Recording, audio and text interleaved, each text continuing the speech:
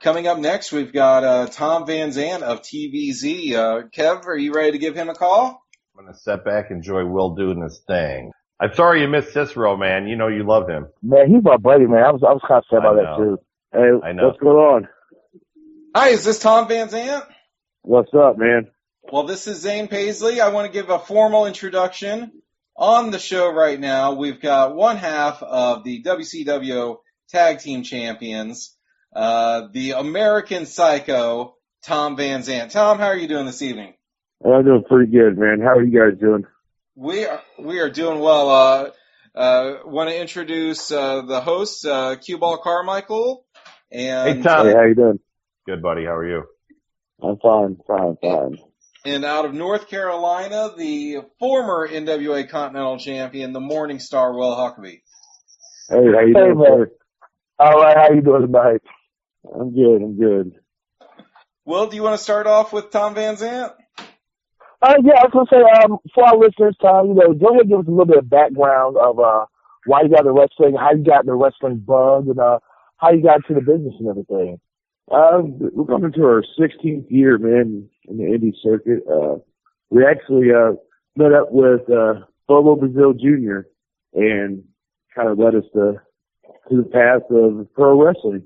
And me and my brother, we've always had that passion ever since we were little kids. We knew this is what we always wanted to do, and that's what we accomplished. So 16 years later, we're still here. Well, that's good. I'm gonna go ahead and ask some of the hard-hitting questions and stuff. You've been in for 16 years and stuff. I know you've seen so many guys come and go, and so many different fads in professional wrestling, because we know that wrestling mirrors society for the most part. How much different is wrestling now than it was 16 years ago when you first started, at the turn of the century? Well, we came in at a transitional time, man. A lot of the, I don't call them old, but the seasoned guys, ahead of us, they were coming down as us younger guys at the time were coming in. So it was an awkward transition. I mean, anybody's been in the business, you know how it is when the young guys are in there with the vet. So, I mean, it was an awkward transition in like this, in Indiana. So, but the young guys, man, I grew up in this business with, were all young, hungry, and most of them are still going today. Who are some of the guys you came in with, besides, Bobo Brazil Jr. and stuff? A little bit of Dan Garza, a guy named Jimmy Cakilia. So, I mean, we went around, we were kind of butting it around for a while until we got, picked up on the business. All right, so the American Psycho, I mean, where did that come from, the gimmick, the name? I'm gonna go ahead and assume that was based off of the movie. I don't think it's a gimmick from what I heard. I'm trying to be professional here, too. But yeah, the idea of the American Psycho, why you call yourself that, man? For one, I'm American, and I'm a psycho, man. I kind of, lose it at times. Really, I base a lot of things off some of the guys I idolized as a kid. Bruiser Brody, Macho Man, kind of how they carried themselves, and kind of dug that, man. So it kind of stuck with me for a while. So it's kind of like, I've been Tom Van Zant forever, TVZ. It's like, I'm more than that. I'm kind of psycho. Yeah, kind of dig the American Psycho. So it kind of fit from there on out, Most guys start off with kick-ass babies rocking the house, and I'm too old for that now. I kind of like my own path and my brother's path, and so we kind of make our own rules anymore. Well, right now, you say you come your own path and stuff, and you and your brother, the WCWO, please excuse me, and stuff, the tag team champions and stuff.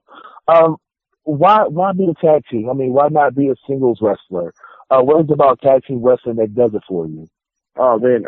Me and my brother, we grew up watching the Rocker Express, Midnight Expresses, teams like that really, for us, really influenced us because it's what we wanted to do, Watching those guys on TV as the youngsters, it was just amazing, man. British Bulldogs, guys like that, Fabulous Ones, and the Freebirds, and so on and so on. So we knew that, we always had that chemistry together anyway. So no better chemistry than in wrestling when you have a tag partner that, you have full-blown chemistry with. Well, you see, and the reason I'm asking that is because, at least for the indies and stuff, tag team wrestling is making a huge comeback. We just seen, the FIP 6-man tournament a couple of months ago was huge. And a lot of those teams and stuff got so much publicity and exposure from that tag team. But now you see, WWE, their tag team division is still kind of bland. The New Day is kind of making that excitement stuff. It's not as big as it was with, the Rockers and Midnight Express. Right. So, I mean, and nowadays, when guys are always wanting to get the spotlight and stuff, what's so special to you about tag team wrestling? For one, it's harder to do tag wrestling, I think, than singles wrestling. Absolutely. You got 4 guys in that ring. We're all dancing together, and to get that crowd going, there's no better match than a good solid tag match to get a crowd going. I mean, or if it's for titles, or if it's just a second match, or whatever else on the card, a good solid tag team, and it's exciting. You got 4 guys and they're killing it. Before I pass on to Zane, I'm going to ask you one more question before I pass on to Zane. The mentality of a tag team wrestler is so much different from a singles wrestler. Because, you have to think about, not only what you and your opponent are doing, but with you, and you have you, your partner, and 2 other guys, and the referee and stuff. For all our young guys listening, for a lot of the guys who are in tag teams right now and stuff, for an event like you, who's been doing this for so many years, what's some of the best advice you can give to a young tag team right now? Man, just stay positive. Don't let guys, beat the downfall of a lot of young guys. That's the thing in this business. You get these young guys that are hungry and they know they can do this, but, guys just cut them down or don't do this or will explode. So a lot of guys get impatient because they're ready to do it right away, and then a lot of guys drop out. But if you just stick to it, man, know what you want to do, and it's hard to be original in wrestling anymore, but it's how you dance that will tell everything else. All right, I'm going to go ahead and pass it on to the Bearded Wonder, Doc Wonderbeard. Zane, what you got? Well, once again, Tom, thank you for coming on. I was telling these guys, before you came on that you legitimately scare me, and I don't know if I should tell you that or not. I don't want you to pick on me in the locker room before the matches or anything. But as part of TVZ, you and Troy are a very good tag team, great tag team, championship tag team. You've also got a couple people in your corner. You've got the Queen of Mean, and you're the latest member of the indie chapter of the Sons of Bad Street, Tip Van Zant or Sean Kemp. Tell us what it's like working with so many people out there in the ring. Sean is a young, upcoming kid, and if he sticks with this business through and through, he's going to go a long, long way. There's no stopping him. He's very talented for young as he is. But, once again, for some reason, you can meet people and be as a clique or whatever, but it doesn't mean you see eye to eye, or it doesn't flow very well, or you just, one guy kind of stands out more than the other. I think with all of us, we all fit each other. It's kind of weird. We don't hang out, things like that. It's just weird when you have that chemistry with people, and then you start growing on each other, and then you become a family. So you kind of connect like a family. Well, and coming up soon, speaking of family, you've got a big family event coming up soon on January 9th at the West Street United Methodist Church in Shelbyville, Indiana, doing a big fundraiser for the church. Is that correct? Absolutely. This is the way that, my family feels like we can try to help give back, to that church. They did a lot for my brother at, some really rough times in his life, and in our family's life, the loss of his baby son, Nolan. So, the church really helped us out, helped my family out, took really good care of Troy and his wife, Reba. So this is kind of our way of kind of helping them out, giving back to them, because, people want to give to you. It's always good to give back to them. So, it's a really good event. Get some solid matches on there. So, it's a really good event. So, anybody from the Shelbyville area, come out. Check out the show. I got a couple questions for Tom, if I can, before we run out of time. Oh yeah, I just wanted to put over the main event real quick. It's going to be Tom Van Zant versus Big Country Clint Poe, which he is a big dude, so you better watch out for him. He's I've been in a ring with, some big guys. He is so naturally strong. It's crazy. So I'm definitely going to have to break out the Psycho card and bite some foreheads and poke some eyes. All right, Q, you're in the ring with Tom Van Zant. I don't know if I want to do that at this point in my career. Hey, real quick, guys, I don't want to change subject, but look, can I give a shout out to the people, that's helping us out with this show and kind of, Of course. I want to say thank you to Don's Pizza and Pasta. The guy, man, he's a solid dude, man. He's always been around us from the time we've been running shows all the way through. He's really supported us. So I just want to give a shout out to Don's Pizza and Pasta. Great place to go eat for Showville. Great place. Shirley from the Chaparral, huge fan. He's always supported us. So I just want to say thanks to all these guys that's always helped me and my brother out through the way. Oh, and Tom, we're going to give you more time to plug here in a few minutes, okay? Yeah, it's cool. I just want to give that shout out, man, in case I lose you. Yeah, man. Tom, I got to tell you, I've been following your career from afar for probably the last 10 years because I like to know who everybody is in the business. And, I got to tell you, I was out there. I started in 82, trained in 83. I started wrestling, and I was out there for about 13 years before I was ever involved in more than an occasional thrown together tag match. And when I finally tagged up with the guy that I traveled with and wanted to be with, I thank God that they put us first with the Bushwhackers for about 2 or 3 months, and then they put us with the Pitbulls out of ECW for about the same amount of time. Yeah, because, you know what? I mean, it is an incredibly psychologically different match and game and a tag match and a singles match. And to me, it was such a hard transition for me. I mean, I really had to work at it and study it because I had always watched singles wrestlers. It really wasn't a tag team except the Wild Samoans that did anything for me. And, I trained in Hawaii at first at my Vias. Then I went to spend 8 months with Lou Thez. So when I left Thez, it was all about being a singles wrestler. So when I did the tag thing, man, what an acclimation it was. It was really difficult for me, man. So I got a lot of respect for you guys being able to do this. It's rough, man, but I mean, if it's something that, it's like anything in life, man. If you really want something, you're going to dedicate yourself and you're going to do it. So, I mean, tag wrestling is different, man. For me, I don't know, man, it's just exciting. Still, even after all these years, you get up there and you pull up a good match, and you rock the house. You're just like, that's right. We did our job, guys. There's nothing like it when you make the hot tag, the babies make the hot tag, and the crowd goes nuts. And then you got the big pop on the finish after that. It's like, that to me, first it's a hot tag, then it's the finish. And if you get a pop on both of those, man, I mean, that's like a double addictive because you're only going to get that on the finish in a singles match.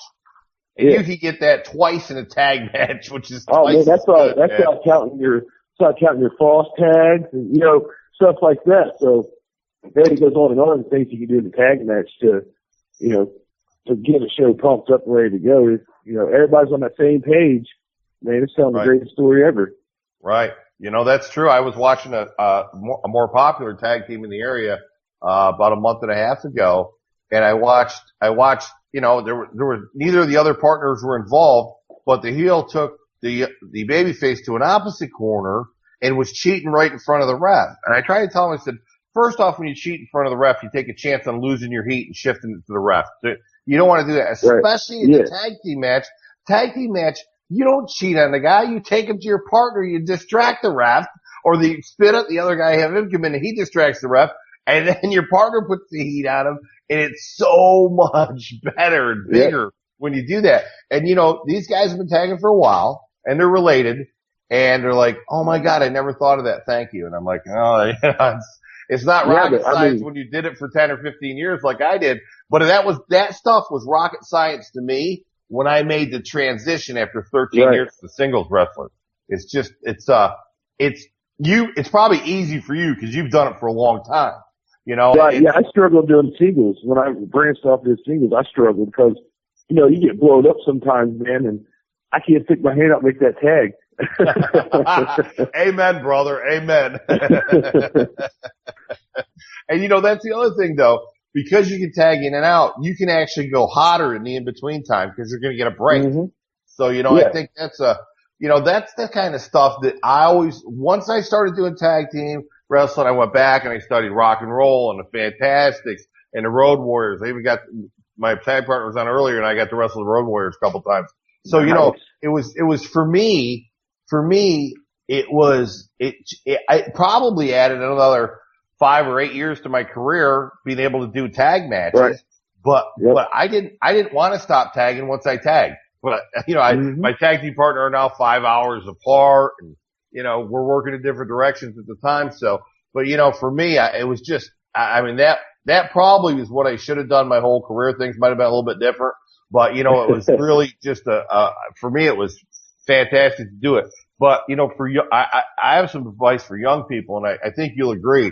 Reach out to a guy like Tom and his brother and ask them about tag team wrestling. Approach them respectfully, shake their hand and ask them and watch their matches because guys like this that have tagged for a long time understand the little idiosyncrasies and the tiny little transitions and movements in the psychology of a tag match. Because if you're going to tag up, you better find a tag team that's good that can give you some instruction because it is different, man.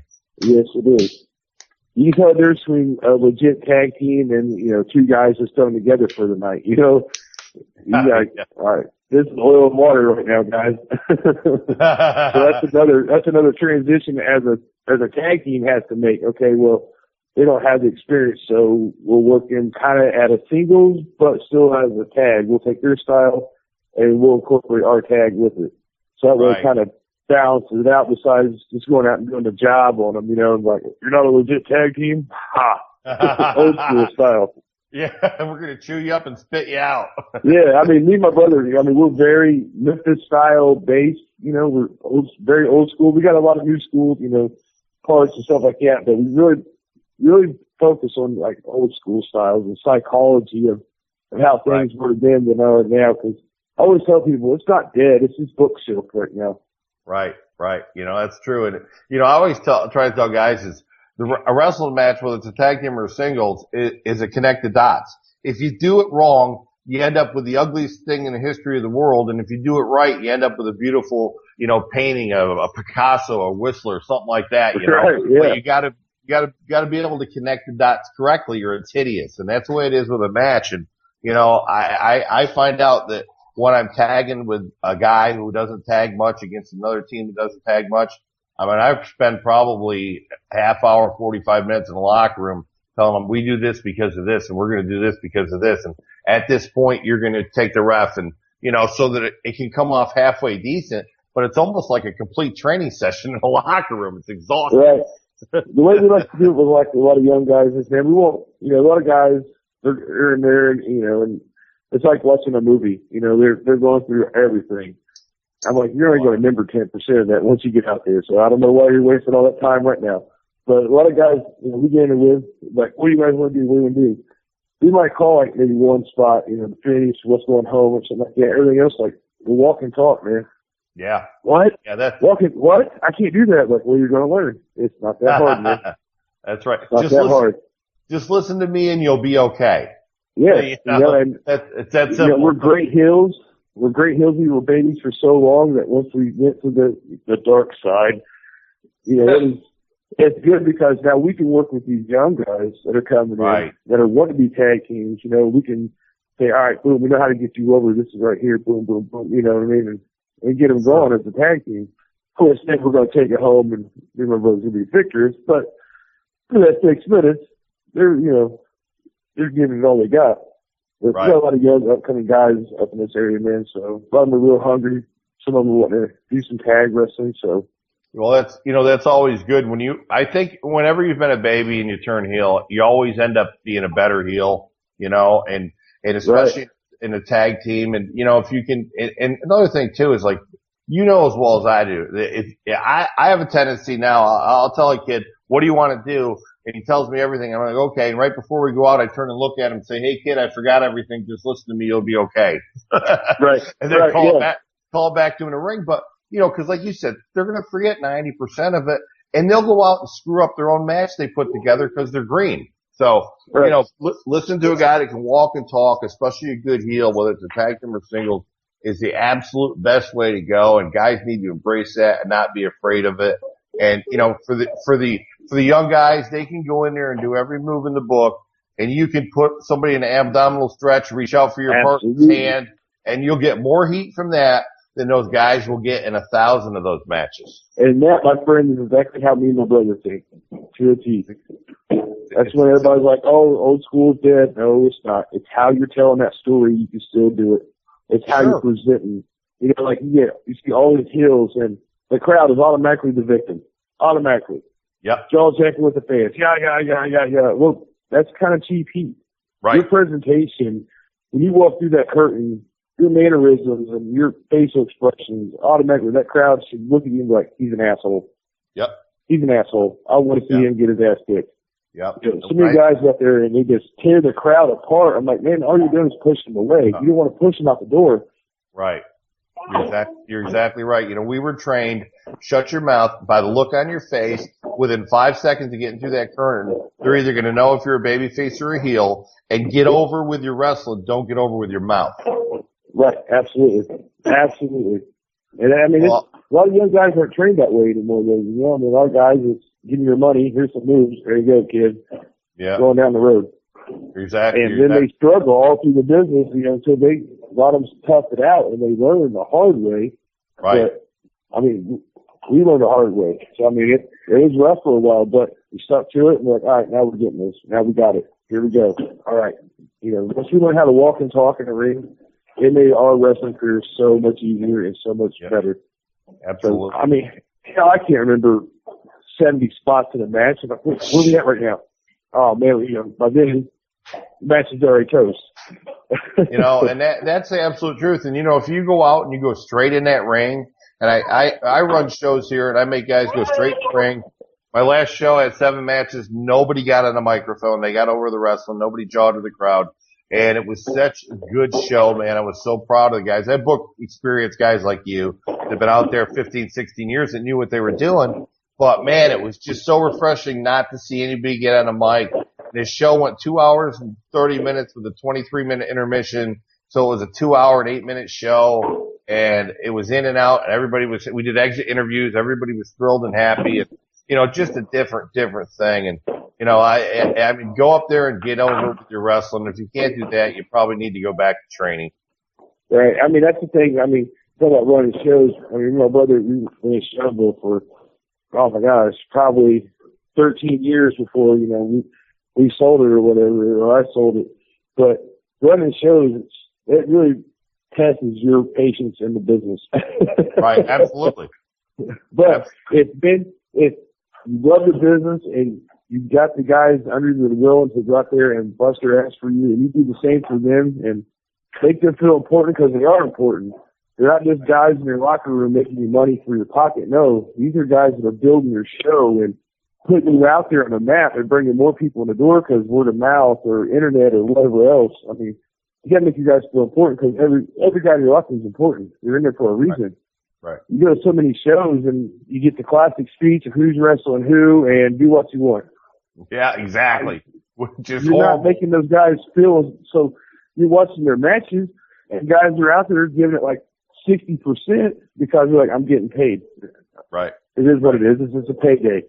No, man, you make those guys feel like they're somebody because they are, and you make them important. And you know what? You're going to have a better show than anybody around you if you bring an atmosphere into that locker room around guys. You're absolutely correct, man. I reached out and sent you a Facebook friend request, brother. We got to chat some more, but we're going to wind down the show. But I know we want to tell the folks that they're listening to the Undisputed Wrestling Show at AngryMarks.com, and it's the only place you can get this kind of talk from somebody is straight up, above the board, straight shooters every time, no matter who it is on the show. And Mr. Van Zant is absolutely no different. So let's give you a chance to plug any social media or give any more shout-outs that you have. Don't you think, Zane? Oh, yeah, definitely.